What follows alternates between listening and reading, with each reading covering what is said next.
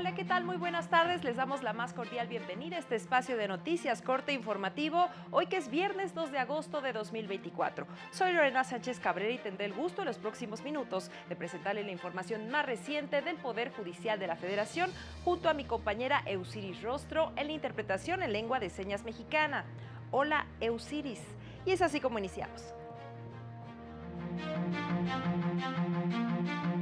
En casos de violencia de género, autoridades deben evitar la revictimización, determinó la primera sala. Instituciones del Estado están obligadas a garantizar el derecho a la salud de manera integral, estableció la segunda sala. Advierten personas juzgadoras que la reforma al Poder Judicial pretende eliminar los contrapesos. Vamos con la información. La primera sala de la Corte estableció que la labor y actuación de las y los juzgadores que intervienen en casos de violencia de género debe ser libre de cualquier discurso u acción que revictimice, pues determinó que el uso del lenguaje basado en estereotipos y prejuicios en los actos de autoridad afecta el derecho de las mujeres a una vida libre de violencia. Recordó que en diversas sentencias internacionales en las que se analizaron casos de mujeres víctimas de tortura sexual, todas dictadas en contra de México, se ha condenado el uso de frases, prejuicios personales y estereotipos por parte de las autoridades, porque ello afecta a la objetividad de los agentes del Estado encargados de investigar las denuncias, lo que influye en su percepción para determinar si ocurrió o no un hecho de violencia, lo que afecta el derecho de las mujeres a una vida libre de violencia. Además, precisó que cuando su uso impide el desarrollo de investigaciones apropiadas, les niega a las víctimas su derecho de acceso a la justicia. Así, por ejemplo, cuando se califica como un delito pasional, se parte de un estereotipo que intenta romantizar y justificar la respuesta violenta que tienen los agresores contra las mujeres e intenta desviar las demás líneas de investigación que podrían llevar a conocer la verdad de los hechos. En el marco de la campaña 100 sentencias que hacen justicia a personas mexicanas, se dio a conocer una resolución de la segunda sala que protege el derecho a la salud.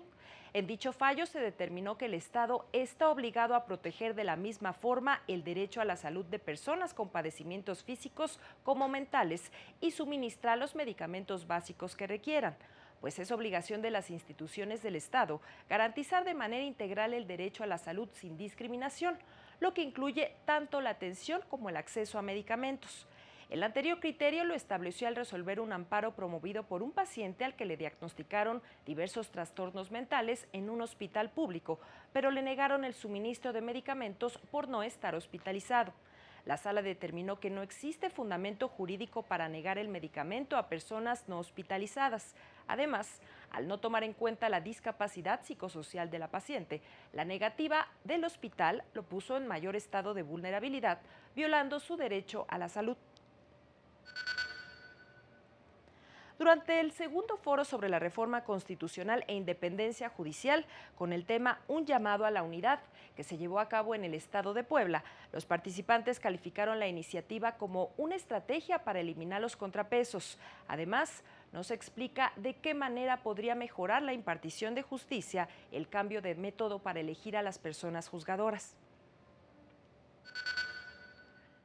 La reforma al Poder Judicial de la Federación es un engaño, una estrategia para eliminar los contrapesos en nuestro sistema constitucional y, desde luego, la división de poderes. Lo que se busca en realidad es crear un sistema totalitario y vertical, ausente de instituciones y mecanismos para preservar el Estado de Derecho. Hay consenso en que la reforma propuesta no resolverá los problemas que demanda la población mexicana. Primero, porque no hay un diagnóstico serio y objetivo que ponga en orden las causas que originan el malestar generalizado. La elección popular de personas juzgadoras no soluciona la problemática existente en ninguno de los niveles, ni federal ni estatal. Por el contrario, es probable que afecte la calidad de la justicia y la independencia. El sistema de carrera, como dije, puede ser replicado en los estados porque estoy convencido que hay transparencia en los accesos y ascensos. Reiteraron que la mejor estrategia para contar con una justicia de calidad es la carrera judicial. al tiempo que lamentaron que la sociedad no distinga entre juzgadores y fiscales. Difícilmente sabemos identificar la diferencia entre una fiscalía y lo que hace un juez o el Poder Judicial. Sobre este tema, el abogado general de la UNAM, Hugo Concha Cantú, llamó al Poder Legislativo a reconsiderar el discurso de aprobación de la iniciativa de reforma judicial sin modificación alguna, pues subrayó, tiene muchos pendientes, sobre todo en temas de derechos humanos. Han repetido que la polémica iniciativa de reforma constitucional en materia de justicia será aprobada en sus términos sin quitarle una coma. Que no se le quite ninguna coma, que se le agreguen todos los párrafos que hacen falta. La reforma debería de poner atención a un mayor acceso a la justicia, a una más amplia y mejor tutela judicial, a un conjunto de instituciones jurisdiccionales, sí, que sean más eficientes en sus procedimientos y plazos y más eficaces en sus impactos. En la ceremonia de clausura de los foros universitarios sobre la reforma judicial, el abogado general subrayó que desde la UNAM se dará seguimiento a otros temas centrales, como el presidencialismo mexicano. Origen de la iniciativa y de la manera en que se presenta en un momento tan delicado en el país, con una pretensión de cambio de nuestro modelo constitucional. Académicas y académicos aseguraron que de aprobarse la reforma provocará una justicia más lenta. Generará retrasos y obstáculos a la justicia, haciéndola más lenta y menos expedita que ahora. ¿Por qué? Algunos puntos los han dicho ya mis compañeros. La Corte se reduce de 11 miembros a 9 y se eliminan las salas, ¿no? Es claro que esta reforma generará mayor saturación en la Suprema Corte. Si uno quiere agilizar la resolución de casos, en particular en la Corte, ¿qué hay que hacer? Lo contrario, incluso puede ser que algunas cosas se puedan resolver en sección, como se hace en tantos altos tribunales del mundo, de 3 ministras, 3 ministros, algunas cosas en sala que ahora no va a haber. Por su parte, el Colegio de Secretarios y Actuarios del Consejo de la Judicatura Federal realizó un atento llamado a los legisladores, a quienes corresponde definir el destino de este país, a escuchar las voces de las y los juzgadores y de la comunidad internacional que rechazan la reforma al Poder Judicial. Asimismo, respaldaron y se adhirieron al llamado que realizó la relatora especial de Naciones Unidas sobre la independencia de los magistrados y abogados, al presidente de la República y a los legisladores, en el sentido de que dicha reforma podría socavar la independencia y autonomía del Poder Judicial en perjuicio de la sociedad. En especial, advierte que la elección mediante voto popular de las personas juzgadoras pone en riesgo la imparcialidad y objetividad que debe prevalecer en el sistema de justicia. Además, eliminaría la carrera judicial. Asimismo, la intención de reducir el número de ministros, la duración de su encargo y la eliminación de sus beneficios de retiro debilitaría la autonomía de la Suprema Corte y expondría a la institución a una mayor injerencia política. Además, la separación de las funciones de administración y disciplina del Consejo de la Judicatura en órganos electos mediante el voto popular podría dar lugar a intromisiones indebidas en el ámbito judicial y vulnerar los principios de separación de poderes. Por ello, llaman a reconsiderar esta iniciativa con el fin de preservar la independencia judicial y el respeto a los derechos humanos, pilares del Estado de Derecho. En más noticias, el quinto tribunal colegiado en materia de trabajo del Tercer Circuito determinó que el 50% por concepto de alimentos y habitación es divisible, dada su naturaleza, y pueden integrarse al salario indemnizatorio de las personas trabajadoras del hogar solo cuando por el tiempo y las condiciones en que se presta el servicio se justifique.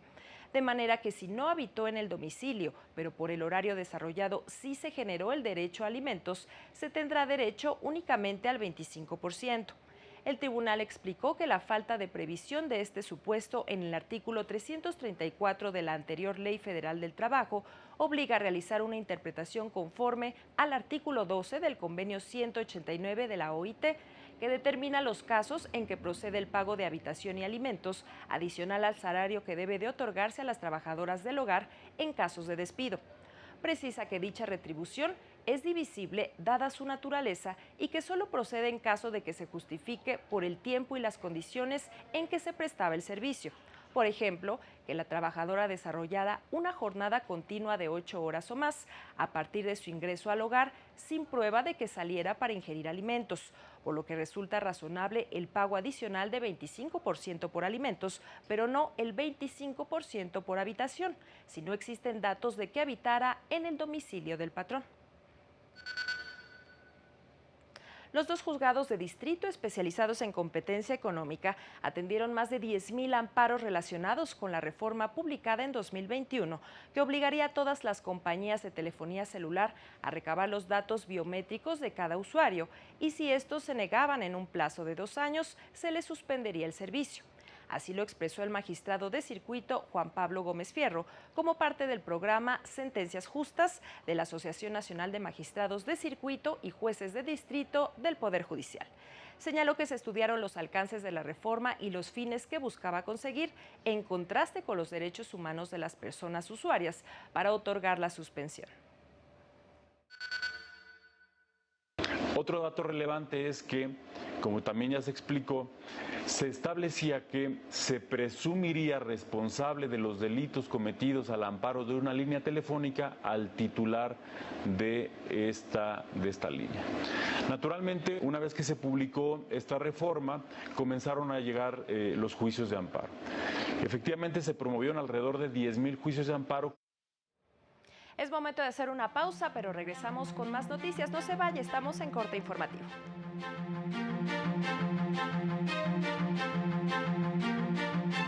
Al regresar, la Sala Regional Especializada responsabiliza de nueva cuenta al presidente López Obrador por violar la legislación electoral.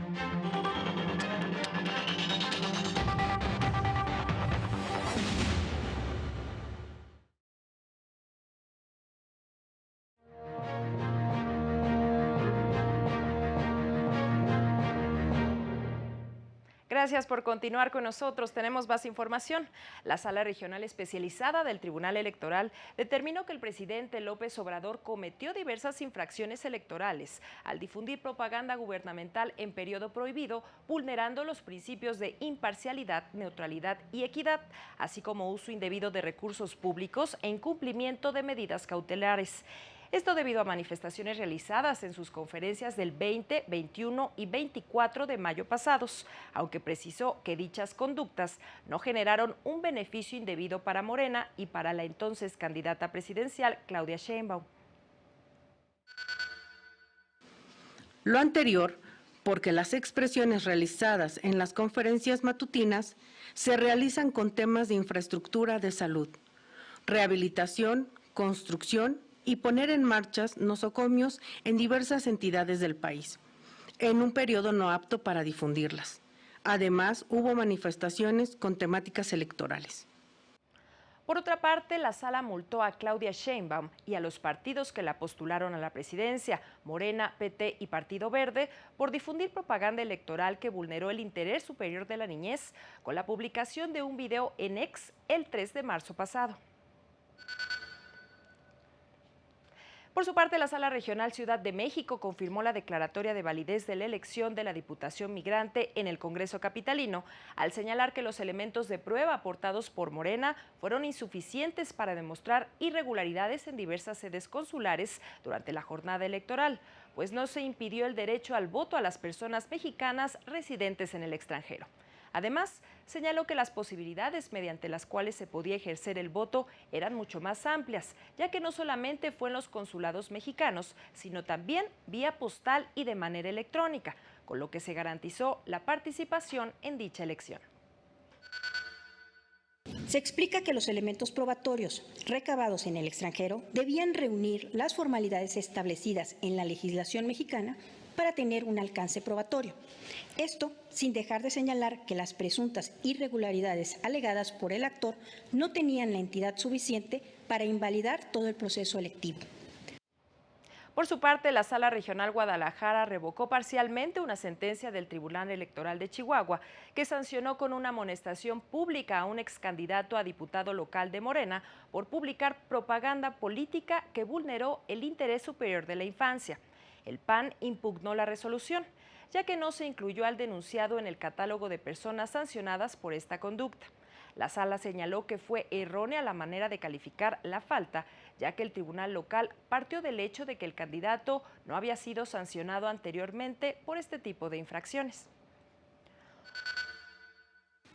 En la propuesta se considera que la autoridad responsable al momento de realizar la calificación de la infracción e imponer las sanciones correspondientes parte de una premisa errónea al indicar que no obran antecedentes de que el denunciado José Luis Rascón Sáenz haya sido sancionado previamente por la vulneración al interés superior de la niñez.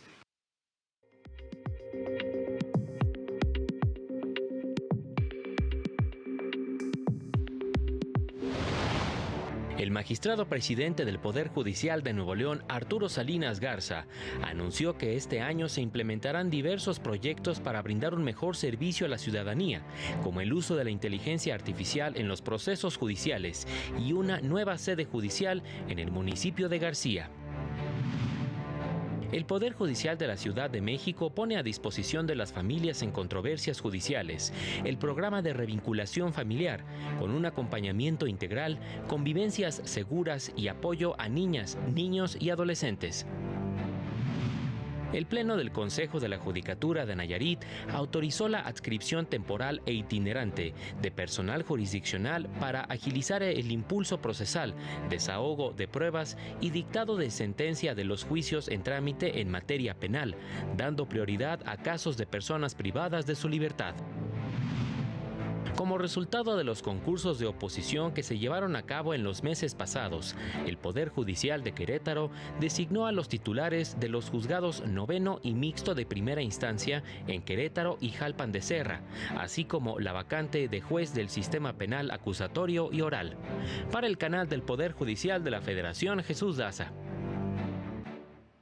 El daño al medio ambiente también implica una violación a los derechos humanos de las personas, señaló el juez Isaías Sánchez García, adscrito al Juzgado Cuarto de Distrito de Procesos Penales Federales en Jalisco. En las redes sociales de la Unidad General de Conocimiento Científico y Derechos Humanos de la Suprema Corte, mencionó una sentencia en la que se condenó a varias personas que talaron árboles de manera ilegal a una compensación ambiental, además de la pena corporal y pecuniaria. Con fundamento en la Ley Federal de Responsabilidad Ambiental, y se estableció que los sentenciados debían resarcir el daño ambiental que habían ocasionado, para lo cual se apoyó este órgano jurisdiccional de la Procuraduría Federal de Protección al Ambiente, la cual dotó de los árboles necesarios a efecto de que los sentenciados pudieran reparar el daño ambiental. El Consejo de la Judicatura Federal destacó una jurisprudencia relevante del Pleno Regional en materias administrativa y civil de la región Centro-Norte con residencia en la Ciudad de México, el cual estableció que el personal visitador de Hacienda debe identificarse al inicio de una visita domiciliaria ante los contribuyentes. Lo anterior para garantizar el derecho a la inviolabilidad del domicilio reconocido en el artículo 16 constitucional. Esa identificación solamente debe realizarse ante el contribuyente o su representante y no con cualquier persona que pueda atender a los visitadores hasta que se localice a los interesados, sin que ello constituya una autorización para que los visitadores actúen con arbitrariedad en el ejercicio de sus funciones. Y antes de despedirnos, permítame dejarlo con las imágenes de lo ocurrido hace un par de horas aquí en la Ciudad de México, donde la ciudadanía demostró la disciplina que ha adquirido en materia de protección civil durante la alerta sísmica que se activó por error a las 12:40 de este viernes.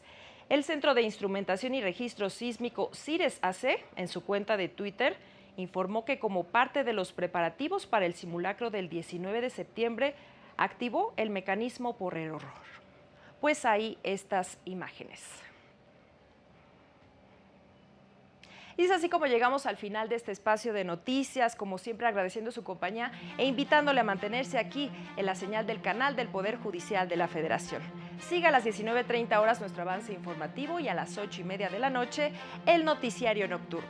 Y recuerde que este sábado a las 18:30 horas no se pierda Semanario Judicial, resumen de noticias del Poder Judicial de la Federación, con su repetición el domingo a las 10:30 de la mañana. Soy Lorena Sánchez Cabrera y a nombre de todo este gran equipo le deseamos que tenga un excelente fin de semana. Hasta pronto.